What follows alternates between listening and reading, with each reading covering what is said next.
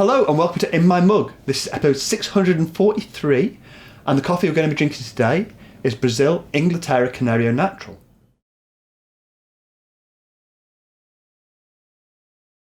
Now, this is a great coffee for immersion brewing for cafetiers, clever drippers, things like that. So Dale has agreed to go and brew Chris and I a cafetiere of this, and when he's done, we're going to taste it.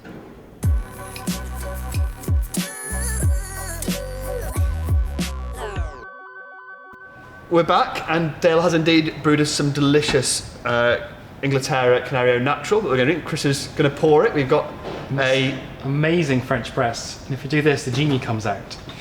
French press or cafetiere? Oh, I don't know. Good question. I would call it cafetiere until people started calling it French press. It's all the same thing. Hopefully, this should kind of accentuate the texture and the sweetness of this coffee.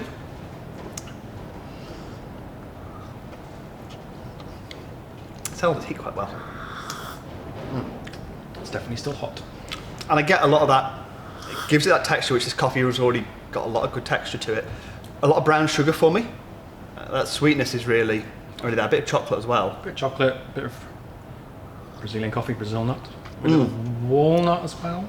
Yeah. Really like chocolatey, nutty, Brazil-y deliciousness. It is classic. And I get that kind of walnut from on the end, which is quite interesting.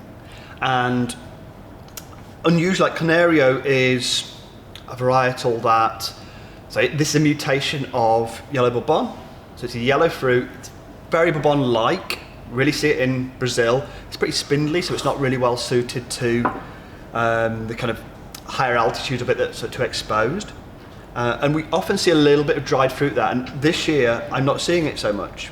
And that's just one of those year-to-year variations. This is definitely more in that kind of chocolate, brown sugar, Brazil nut for sure for me. It's a naturally processed coffee, but not kind of the naturals we'd see kind of from more African coffees. Yeah. This is very kind of, just very calm and very relaxed. And this is really like a really good example of Brazilian natural processing, which does tend to be a lot more elegant and understated than natural processing from other countries. But I do get a little bit of that processing flavour, just a tiny hint. Tiny hint. And there's lots and lots of you out there who aren't quite such big fans of naturals as we are here at Has Been, but this one, you see natural in the bag, don't get scared, don't be worried.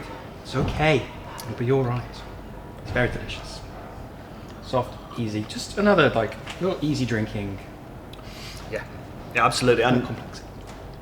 It's the acidity on that is really low, as we've already said. It's definitely those sweetnesses and body flavour, and I think this kind of brew method, also espresso, where it's going to really bring out that body and texture. You'll end up with a really kind of classic espresso.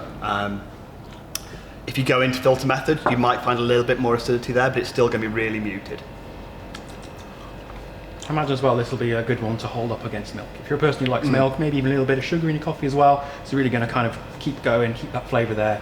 Yeah, because really delicious. They kind of pair really nicely together, and that kind of works together and kind of helps it rather than fighting against that milk, which I think is really nice.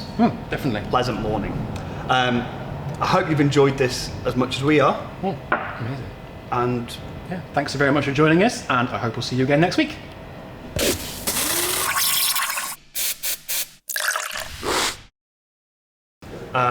Nothing. Thing, wouldn't it? Yeah. Adam's family. Yeah. Look at that. Anyway, brilliant. This is my usual blend. Can you see that awesome hole in the table? No.